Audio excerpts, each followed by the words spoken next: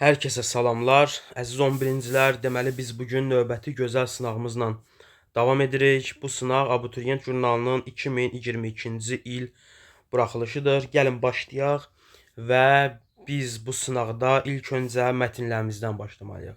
İlk mətnimiz köpək balığı mətnidir. Siz mətni oxumusunuz və yaxud oxumamısınızsa oxuyun.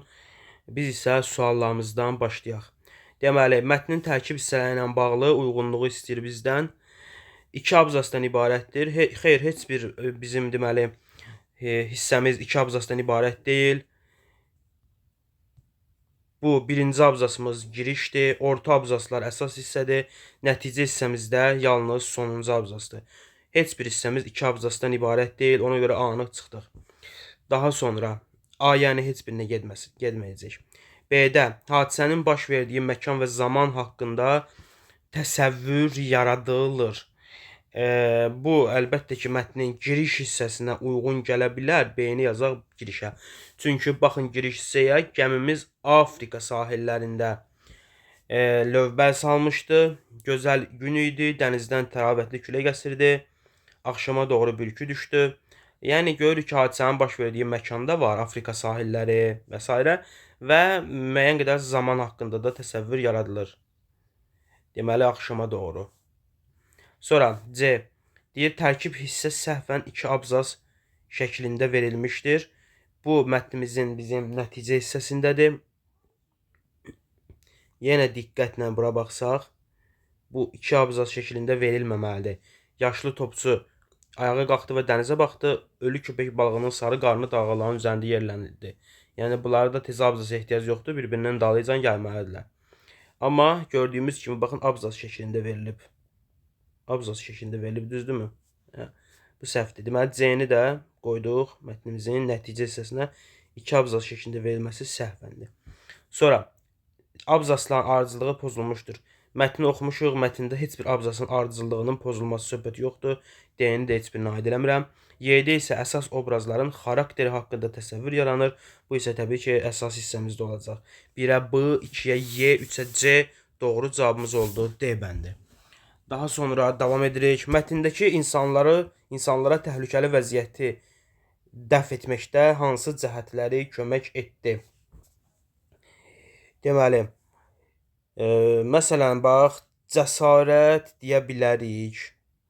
Yəni, baxaq, planlı olmaq. Planlı olmaq yoxdur burada. Yəni, biz planla hərəkət edən görməmişdik.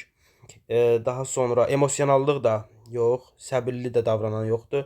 Uyğun olaraq çeviklik ola bilər. Məsəl üçün, yaşlı topçu, yəni cəld şəkildə, məsələn, deyək ki, köpək balığını öldürə bilir və cəsarətli də davranır həmçinin.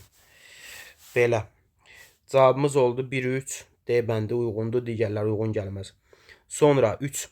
Deməli, çərçivədə verilmiş ifadə hansı nümunə ilə əvəz edilsə, məzmuna xələl gəlməz. Baxdı ki, ancaq oğlanlar onu eşitmədilər. Gülərək daha şən və yüksək səslə qışqıraraq üzməyə davam etdilər.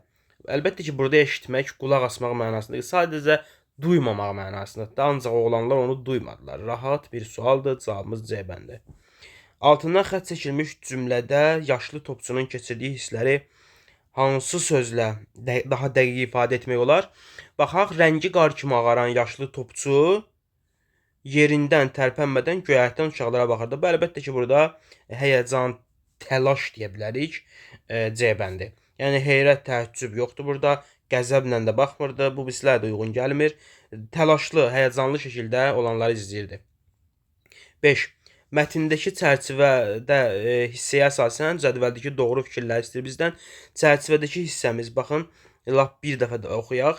Oğlanlar əvvəlcə onlara deyilənləri eşitmir və köpək balığını görmürdülər. Amma sonra onlardan biri ətrafa baxdı. Bu zaman cingiltili fit səsi eşitdik və oğlanlar müxtəlif istiqamətlərdə üzdülər. Bu səs sanki topçunu da oyatdı. O yanımızdan sıçrayaraq toplara tərəf qaçdı, topun ağzını çevirdi, nişan aldı və atəş açmağa hazırlaşdı. İndi isə baxaq, deməli, doğru mətnə əsasən ehtimal etmək olar. Fit çalan oğlanlardan biri idi. Bəli, bu ola bilər. Yəni biz dəqiq deyənmərik ki, oğlanlardan biri idi və yaxud deyildi. Gəmidən fit çalmışdılar. Yox, bu sadəcə fit səsi eşidildi. Bu fiti oğlanlardan biri çalıb, yoxsa gəmidən kimsə fit çalıb, bunu bilmirik.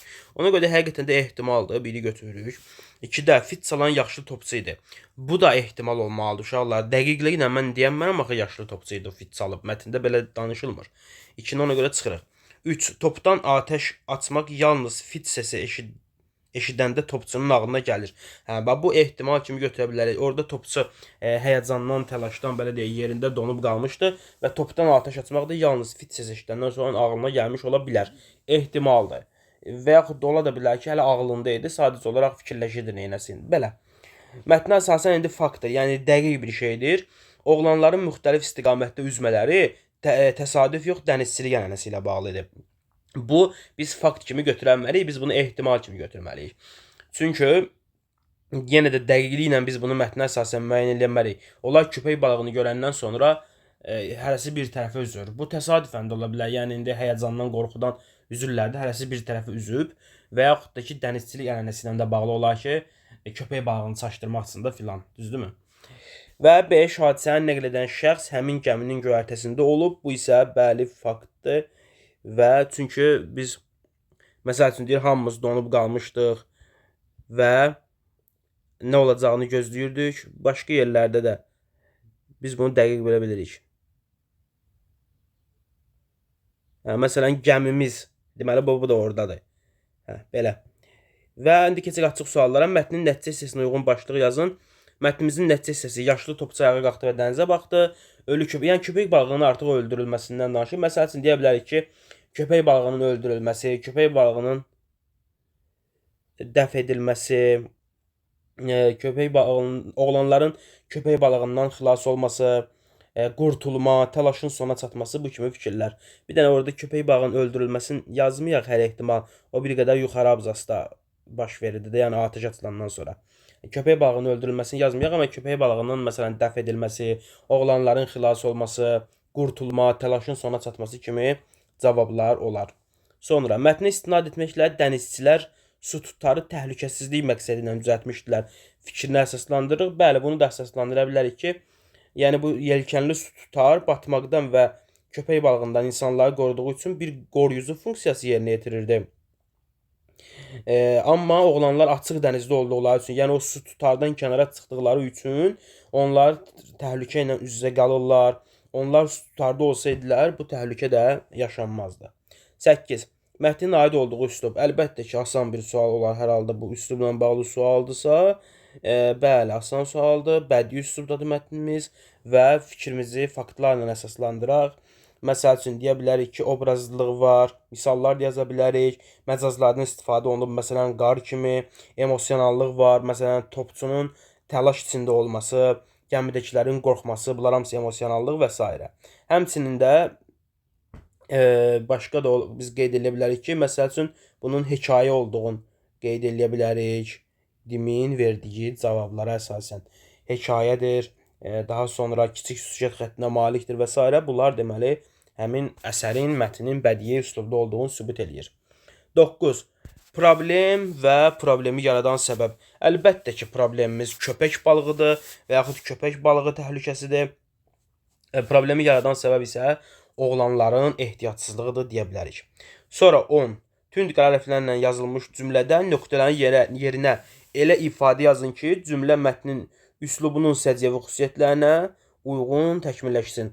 Deməli, tünd qara hərflərlə verilmiş cümləmiz deyir ki, baxın, burada hər ikisi bütün gücü ilə lövbərin üstündə durub çəlləyə doğru üzürdü. Və biz mətnin üslubunun səciyyəvi xüsusiyyətlərinə uyğun təkmilləşdirmə aparmalıyıq.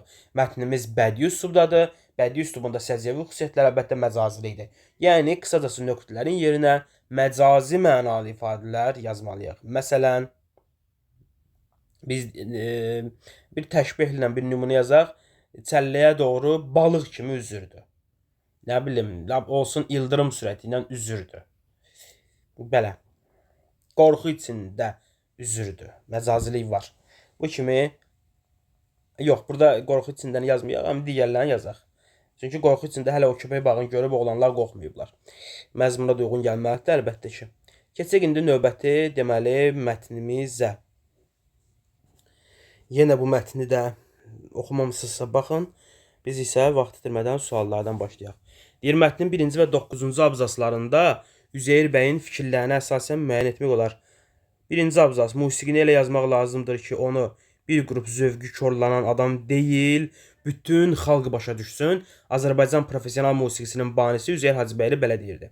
Bu və sonuncu 9-cu abzasımız, 9-cu abzasımız isə deyir, mənim övladım yoxdur, əsərlərim mənim övladlarımdır, heç kimin onlara toxunmaq ixtiyarı yoxdur deyən böyük sənətkar 1948-ci ildə Bakıda vəfat etmişdir. İndi isə baxaq.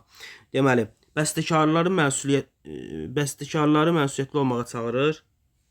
Bu 1-ci abzasdadır. Bizdən baxın, yoldaş da ortaq fikirləri istəmir ha deyəsən. Hər kəsin musiqini anlamadığını düşünür.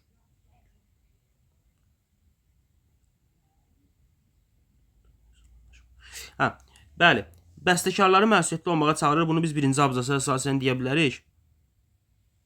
Sonra biri götürdük. Hər kəsin musiqisini anlamaq, bunu da 1-ci abzas əsasını deyə bilərik. Bir də 5. 5-də deyir ki, öz əsərlərinin taleyinə əsaslı yanaşıb, bunu da 9-cu abzasa əsasən deyə bilərik. 3-də musiqilərini paylaşmaqla yox, belə bir söhbət yoxdur. Sənət xalqı üçün deyil, sənət üçündür düşüncəsinə inanıb, bu da burada deyil. Sonra üçbucaq şairəsinin yerinə hansı cümlələr yazılsa, məzmuna uyğun olmaqla yanaşı, həm də özündən əvvəlki fikrin səbəbini bildirər. Üçbucaq şairəsini tapaq. Deməli, 20-ci əsrin əvvəllərində Bakıda qəribə afişa peyda oldu.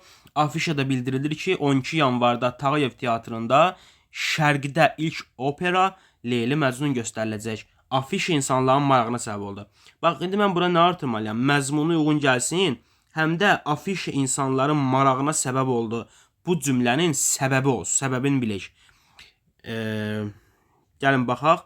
Üzeyir bəy tamaşanın baş tutması üçün əlindən gələni edirdi. Bir dəqiqə, Leyli Məcnun, bax. 4-ü götürək yoldaşlar, birbaşa cavaba baxaq. 4 ilə 5, bax. 4-də Leyli və Məcnun mövzusu Şərqdə qədim və sevimli mövzu idi. Mən bunu artırsam, burada özündən əvvəlki cümlənin səbəbini bildirə bilər. Afiş insanların marağına səbəb olurdu. Yəni bunun səbəbi nədir? Çünki Leyli və Məcnun mövzusu Şərqdə qədim və sevimli mövzu idi. Ona görə də insanların marağına səbəb olurdu. Yəni səbəb var. Və belə 5-də həmin dövrdə Bakı əhalisi operanın nə olduğundan xəbərsiz idi. Ona görə də onlara maraqlı gəlir. Görsən nə idi? Ona görə cavabımız 4-5-dir. Sonra tünd qara hərflərlə yazılmış cümlədə nöqtələrin yerinə müsbət salara malik məcazi mənalı hansı ifadə əlavə edilməlidir? Və bu zaman mətnin məzmunu uyğun olar müsbət salarlı deyir. Müsbət və nə edirik? Tünd qara hərflərlə verilmiş cümləni tapaqda veririk. Aydındır. Deməli, lakin onu razı saldılar. Söhbət kimdən gedir? Əbdülrəhman Fərəcovdan gedirdi. Lakin Əbdülrəhman Fərəcova razı saldılar. Biz nə deyə bilərik? Məsələn, burada deyə bilərik ki, biz müsbət mənalı olsun. Tovlayıb uyğun gəlməz. Dil boğaza qoymayıb uyğun. Dilə tutub da, düzdür? Müsbət mənalı olmasın, yəni dilə tutub. İndi yəni yalvarıb, tovlayıb, bunlar yox. Həm də məcazi mənalı deyir axı bizə. Yəni yalvarıb zat olmaz. Başını piyləyiblə dil boğaza qoymayıb da müsbət mənalı deyil. Yəni başını piyləmək aldatmaqdır da. Müsbət deyil ki. Belə dil boğaza qoymayıb da məzmun baxımından uyğun gəlməz. 14. Hansı abzasda mətnin üslubunun səciyyəvi xüsusiyyətlərindən fərqli olaraq obrazlığı daha güclüdür? Baxın, mətnimiz publisistik üslubdadır əlbəttə ki, və publisistik üslubun da əsas xüsusiyyəti sözün həqiqi mənada işlənməsində daha çox, yəni informativ funksiyada. İndi hansında bundan fərqli olaraq obrazlığı daha güclüdür deyə biz bir sual verir bizə və biz də bunun üçün elə bayaq baxdığımız 9-cu abzası deyə bilərik. Baxın, obrazlılıq buradadır. Cavabımız 14-də D bəndi. 15. Mətnə əsasən belə hökm vermək olmaz. 20-ci əsrin əvvəllərində Bakıda teatra maraq olub, mətndə bu haqqda danışılırdı. İnsanlar yəni bu maraqla qarşılayırlar, bu var. Sonra opera aktyorları təkcə aktyorluq qabiliyyətinə görə deyil, həm də səsinə, bəli, bu da var. Leyla və Məcnun operası səhnəsində uğur qazanıb var. Üzeyir bəyin yazdığı öz həyatını xilas edib. Bu da olsun. Y bəndi olar onda. Üzeyir bəy Leyla və Məcnun əsərini yazmağa Məcnun Leylinin məzarı üstü adlı səhnəni izləyərkən planlaşdırıb. Bu ehtimal ola bilər, belə bir fakt vermək olmaz. Həm də Leyli və Məcnunu səhv eləmirəmsə sonralar yazıb o, mətndə göstərilirdi. 23 yaşında belə. Məcnun Leylinin məzarı üstü adlı səhnəni isə izləyib 12 yaşında. İndi həmin vaxt izləyəndə planlaşdırıb ki, mən belə bir əsər yazacağam, yoxsa yox sonradan. Bunu dəqiq bilmirik də mətn əsasın. Ona görə də cavabı Y-dir. 16. Sənətə təsadüfən gələn biri onun dolanbaz yollarında irəliləyə bilməz. Fikrini mətnlə əlaqələndirməliyik. Əlbəttə ki, biz bunu əlaqələndirməliyik Əbdülrəhman Fərəcov obrazı ilə. Çünki gənc yaşlarından bu sənətin çətinliklərini görən Üzeyir Hacıbəyov və onun yoldaşları çətinliklə də olsa öz istəklərinə nail olmuşdular və çətinliklərə rəğmən heç vaxt sənətdən uzaqlaşmaq fikrinə düşməyiblər. Amma Əbdülrəhman Fərəcov təsadüfən bu sənətə gəldiyi üçün, bu sənətin mahiyyətini dərk edə bilmədiyi üçün sənətdən rahatlıqla uzaqlaşa bilir. Yəni qarşısına çıxan ilk çətinlikdəcə artıq sənətdən belə deyək də uzaqlaşır. Sonra müddəa fakt. Azərbaycan xalq 17-də Azərbaycan Xalq Cümhuriyyətinin süqutu və Sovet hakimiyyətinin qurulması ölkəmizdə ziyalıların həyatı üçün böyük təhlükələr yaratmışdı. Bunu mən 2 dənə faktla əsaslandırmalıyam. Məsələn, əlbəttə ki, deyə bilərəm ki, Üzeyir Hacıbəyovun adı 20-ci əsrin 20-ci illərində güllələnməli insanların siyasətine daxil edilib. Yəni bunun həyatı üçün təhlükə yazıbda Üzeyir Hacıbəyovla bağlı fikirlər yazıram və mətndə belə bir şey də qeyd olunmuş idi ki, 20-ci əsrin 30-cu illərində bir çox mütəfəkkirimiz məhv edilmişdi. Bunu da yazırıq ora. 18. Mətnə əsasən Üzeyir Hacıbəylinin Azərbaycanda imza atdığı ilklərə nələrə aid etmək olar? Biz deyə bilərik, Şərqdə, yadda saxlayaq da yazmıram, Şərqdə ilk operanın banisidir. Deməli, həm də Azərbaycanda ilk operanın banisidir. Avtomatik olaraq Şərqdə əgər ilk operanın banisidirsə. Və Azərbaycan professional musiqisinin əsasını qoyub. Fikirləri bizim cavabımızdır. 19. Maestro Nizami və bu səbəb nəticə sualıdır. Maestro Niyazi hər il Üzeyir bəyin doğum gününü bayram kimi qeyd edir. Nəticədə deməli, Üzeyir Hacıbəylinin doğum günü milli musiqi günü kimi qeyd edilir. Və bu yanda da nəticəni verib, qadın rolları üçün ifaçılar tapılmırdı. Bunun səbəbi nədir? Bunun da səbəbi əlbəttə ki, məsələn, qadınların hüquqları məhdudlaşdırıldığı üçün onlar nəinki səhnəyə çıxmaq, heç deyədir, burada teatra baxmağa da hüquqları yox idi, teatra baxmağa da gələ bilməzdilər. Yəni, buna görə də bunun nəticəsində də qadınlar səhnəyə gələ bilmədikləri üçün, bunun nəticəsində də qadın rolları üçün ifaçı tapılmırdı da, məcbur olub kişilər ifa edirdilər də həmin rollarda. Belə. Və 20 mətnin xülasəsini yazırıq. Xülasədə bilirik ki, mətnin qısa məzmunudur. Olsun, yazaq, məsələn, nə qeyd edə bilərik? Mətndə Azərbaycan professional musiqisinin banisi Üzeyir Hacıbəyov haqqında danışılır. Üzeyir Hacıbəyov 1885-ci ildə Ağcabədidə doğulub. Şərqdə ilk operanın əsasını qoyub. 17 il sonra Koroğlu operasını yazıb. Və 1948-ci ildə Bakıda vəfat edib.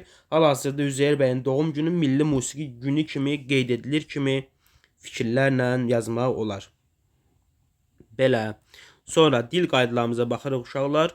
Yerindən və tələffüzündən asılı olaraq ümumi qrammatik mənası fərqlənsə də eyni cümlə üzvü yerində çıxış edir. Bir balaca diqqət tələb edən sualdır. Baxın, yerindən və tələffüzündən asılı olaraq ümumi qrammatik mənası fərqlənsin. Deməli, bax, biz birinci sözümüz dayanacaqdır.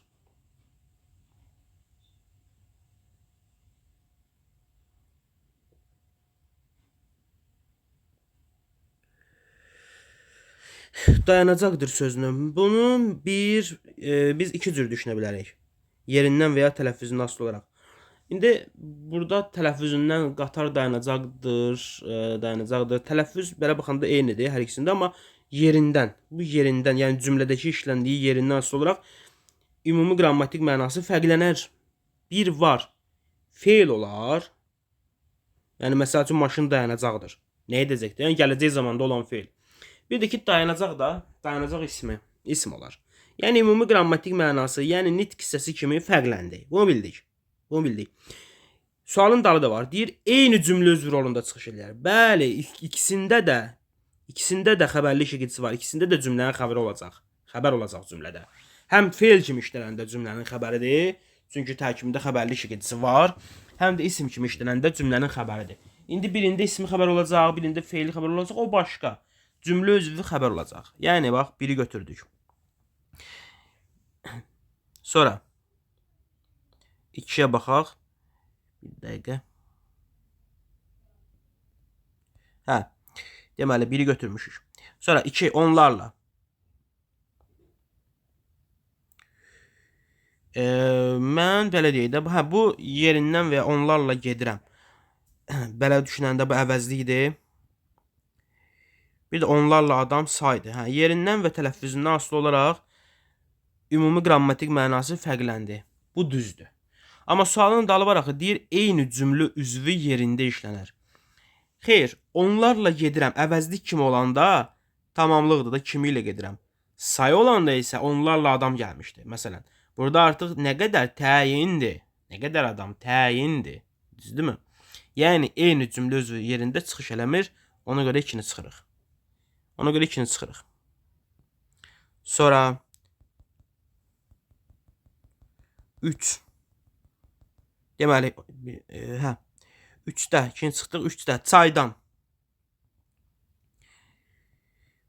Bunun da yerindən asılı olaraq ümumi qrammatik mənası yox. Heç ümumiyyətlə bunun ümumi qrammatik mənası fərqlənməz.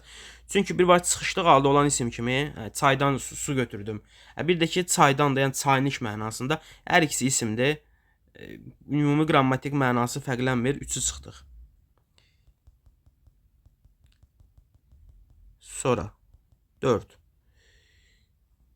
Həkimsiniz. Bunu ancaq mən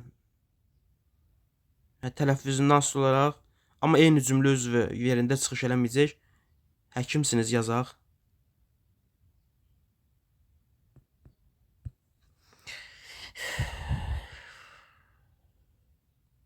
Həkimsiniz kimi tələffüz olunursa, həkimsiniz kimi yazılırsa, lap deyək ki, biz bunu bir var, siz həkimsiniz isim kimi düşündük və yaxud tutaq ki, tələffüz formasından çevirəndə bunu həkimsiz məsələn xəstəxana, tutaq ki, lap uzaq başı sifət kimi düşündük. Ancaq ki, birində cümlənin xəbəri olacaq, həkimsiniz, digərində isə təyin olacaq. Eyni cümlə özü deyil, ona görə 4-ü çıxırıq. Sonra 5. Yaradır. Deməli, bir dəqiqə, hə. Yaradır. Onu da çıxdıq. Yazırıq, yaradır. Hə, mən bunu isim kimi düşünə bilərəm. Məsəl üçün, barmağımdakı dərin yaradır. İsim. Neysə yaradır, feil kimi də düşünə bilərəm. Hə, ümumi qrammatik mənası fərqləndi. İndi cümlə özü kimi. İsim kimi də düşünəndə, məsəl üçün, ismi xəbər olacaq, yəni cümləyə xəbəridir. Feil kimi də düşünəndə xəbərdir. Cümlə özü kimi də eyni oldu. Ona görə də 5 doğrudur uşaqlar. 5 uyğun gəldi. 6-da isə şaxtadır. Bu ümumi qrammatik mənası fərqlənməz. Çünki hər iki mənası isimdir. Həm şaxta, məsəl üçün, yeraltı şaxtalar. Burada isimdir. Bir də şaxta sazaq mənasında, ayaz mənasında. Yəni hava şaxtadır. Bu. Burada da isimdir uşaqlar. Yəni sifət deyil ha burada. Soyuğun sinonimi deyil. İsimdir. Nitq hissəsi fərqlənmir. Ona görə altına çıxırıq. Cavabımız 1-5 B bəndi. Biraz diqqət tələb edən sual idi. Keçirik 2-yə.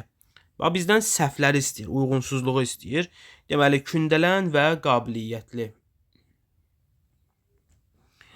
Kök leksika. Burada bax kök leksika verib. Burada səhv istəyir bizdən. Kündələn əlbəttə ki bu kündələn əlbəttə ki kök leksika uyğun gəlmir. Yəni bu səhvdir. Qabiliyyətli. Qabiliyyətli də kök leksika uyğun gəlmir ha uşaqlar. Çünki burada 2 dənə leksik var. Kök leksik olmalıdır. Ona görə də 1-2. Elə cavabımız B olacaq. İndi bir dənə baxaq digərlərini də. Kök leksik qrammatik. Sındırıldı. Sındırıldı da bax, sın sözün kökü dır leksik, ıl leksik, d qrammatik uyğun gəlir. Deməli 3 uyğun gəlir də. 3-də səhvlik yoxdur, götürmürəm. 4-də bulaşıqdır. Burada da həmçinin bulamaq, bulaşmaq, bulaşıqdır. Uyğun gəlir, 4-də çıxıram. Kök leksik, leksik, qrammatik, qrammatik. Qarşılaşdım. Qarşı, qarşılamaq var, qarşılaşmaq. D ilə m-nı da ayırırıq. 5 uyğun gəlir. Ayaqlaşdım, ayaqlaşdım isə istisna sözlərdəndir. Fe'l mövzusunda bu xüsusən qeyd olunub. Laş bütövdür. Ayaqlamaqdan ayaqlaşmaq yaranmır. D-mı isə ayırırıq. Ayaqlaşdığımda kök leksik, leksik, qrammatik, qrammatik yox. Kök leksik, qrammatik, qrammatikdir. Yəni 6-da da səhvlik var. 1 2 6. Sonra 23. Deməli, sadə cümlə, doğrunu istəyir. Sadə cümlənin tərkibində 2 mübtəda 2 xəbər olmaz. Bu səhv fikirdir. 2 mübtəda 2 xəbər ola bilər sadə cümlənin tərkibində, amma gərək onlar həmcins olsunlar da. Ona görə də bir səhvdi götürmürəm. Sintaktik təhlil sxemi olmayan cümlələr var. Ola bilər. Üzvlənməyən cümlələr var. Məsələn, söz cümlə. Sonra, yəni bu doğru fikirdir. Tamamlıqla başlayan cümlədə söz sırası pozulmaya bilər. Əlbəttə ki, pozulmaya bilər. Yəni, məsəl üçün deyirəm ki, kitabı aldım bu cümlədə. Tamamlıqla başlayır da. Burada nə söz sırası pozulub ki daha?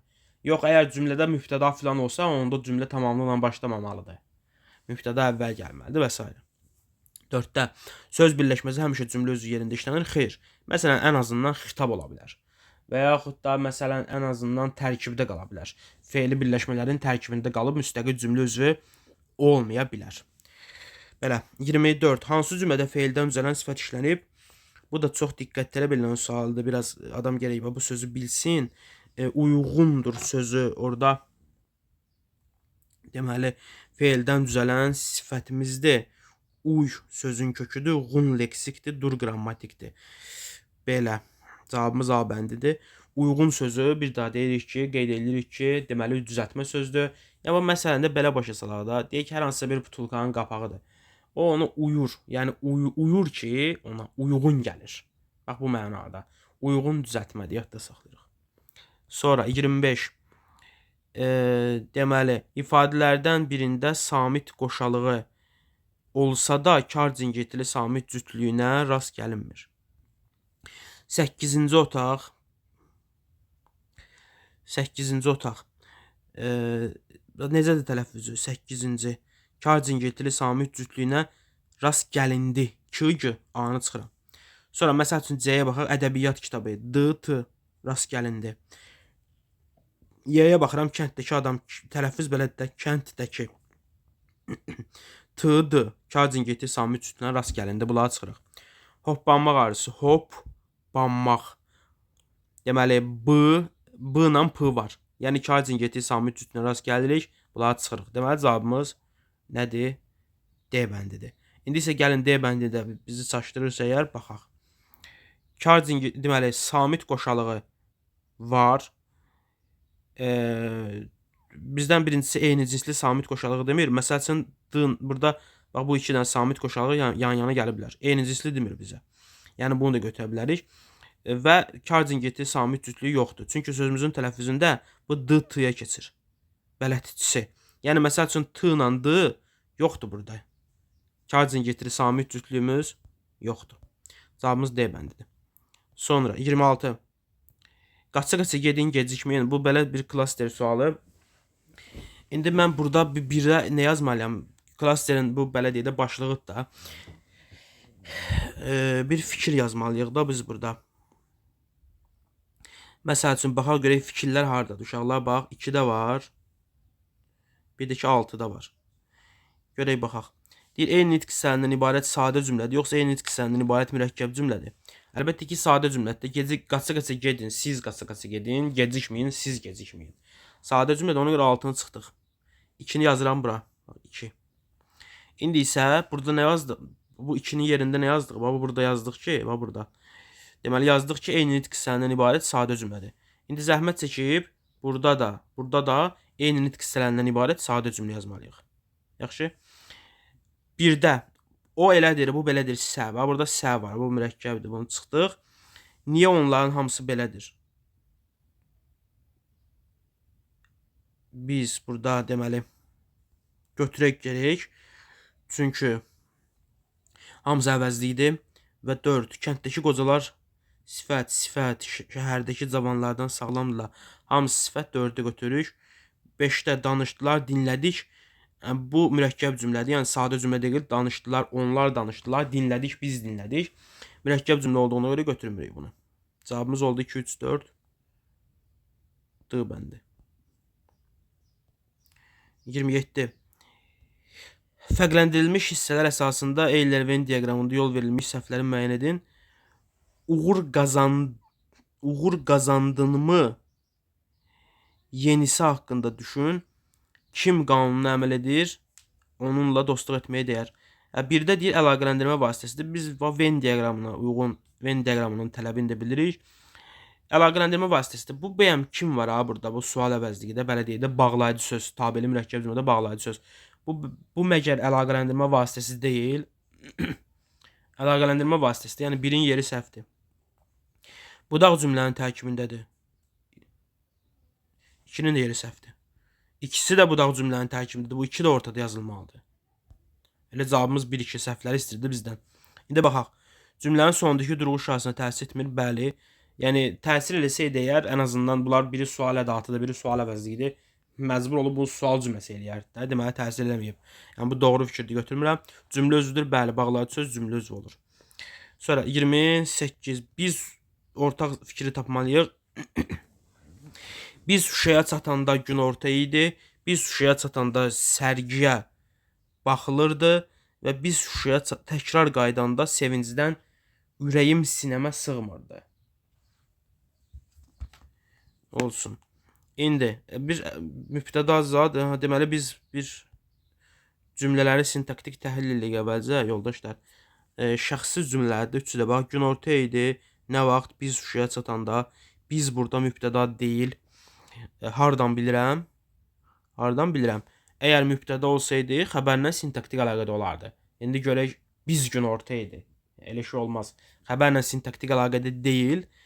Ona görə də mübtəda deyil. Baxılırdı. Nəyə? Sərgiyə. Biraz səliqənə bir dənə tezdən təhlil eləyək, aydın olsun. Günorta idi.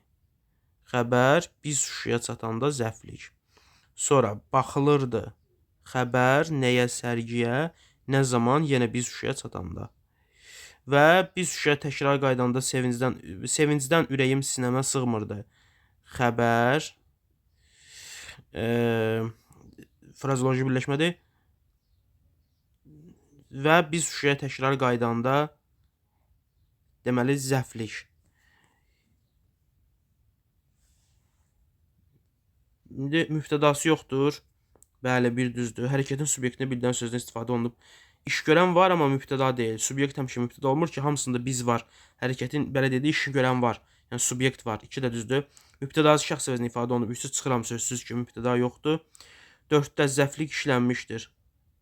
Hamısında zəflik var idi. Elə zəflik ilə başlayır cümlələr. Deməli cavabımız 1, 2, 4-dür. 5-də fe'li xəbərdən istifadə olunub. Orada cümlələrin birində deyəsən fe'li xəbər yox idi. Bir dənə baxaq. Günorta idi. Birinci cümlədə günorta idi ismi xəbərdə, ona görə 5-i çıxırıq. Cavabımız 1, 2, 4 A bəndi.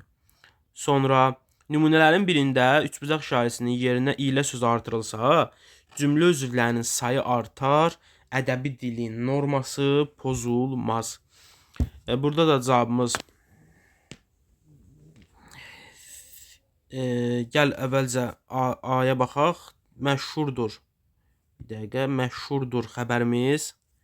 Baxın diqqətlə, məşhurdur xəbərimiz. Nə? Azərbaycan nefti. Harada? Dünyada yer zəfliyimiz. İndi mən buna ilə artırıram bir dənə. Cümlənin sintaktik təhlili dəyişəcək. Artıq Azərbaycan nefti ilə məşhurdur. Azərbaycan mübtəda nefti ilə tamamlıq olacaq. Düzdür? Cümlə özündən sayı bir dənə artdı və ədəbi dilin norması pozulmur. Deməli cavabımız elə A bənddir. Burada biraz çaşdırıcı məqam nə ola bilər? Məktəb stadionu ilə təmin edildi. Bu rahatdır ki, yəni norma pozulur. Nehrə yağı ilə yedim. Nehrə yağı yedim. Bu nehrə yağı ilə yedim. Yedim xəbərimiz nehrə yağını. Belədir, iləni artıranda yenə də tamamlıq xəbər olacaq. Yəni cümlə üzvlərinin sayı artmır. Kəlbəcər suları cana faydalıdır. Hə, bu biraz adamı çaşdırar, amma Kəlbəcər, mən bura ilə artırsam, Kəlbəcər suları ilə cana faydalıdır olmur. Yəni məna artıq leksik normanın pozulması olur da. Necə yəni Kəlbəcər cana faydalıdır mənasında olmur. Bu biraz, yəni C bəndi biraz adamı çaşdıran idi. Belə. Sonra və bir də deməli son sual, hansı cümlələrdə fərqləndirilmiş söz həm sifət, həm də ədat kimi düşünülə bilər? İndi küçədə sifət ədatı tək dayanmaq, bu zərf olar. Bunu çıxıram. Tək qoca ağac küləyə davam getirməz. Bu mən ədat kimi düşünə bilərəm. Yəni yalnız qoca ağac küləyə tab getirməz. Və bir də tək qoca ağac. Yəni təki burada sifət kimi də düşünə bilərəm. Belə. C-dəki yalnız ədat olar. Yarışda qalib tək mən oldum. Ədat olar. Bu yolu tək keçmişəm, zərf olar. Belə, cavabımız burada da B bəndi. İnşallah bu sınavda nə gördük biz? Görürük ki, buradakı dil qaydalarımız həqiqətən də çox diqqət tələb edən suallardılar. Yəni belə deyək də, biraz real buraxılış imtahanı səviyyəsindən biraz yox, bir xeyli çətindilər. Olsun. Amma mətnlərimiz normal idi. Yaxşı, növbəti sınavlarda görüşərik. Sağ olun.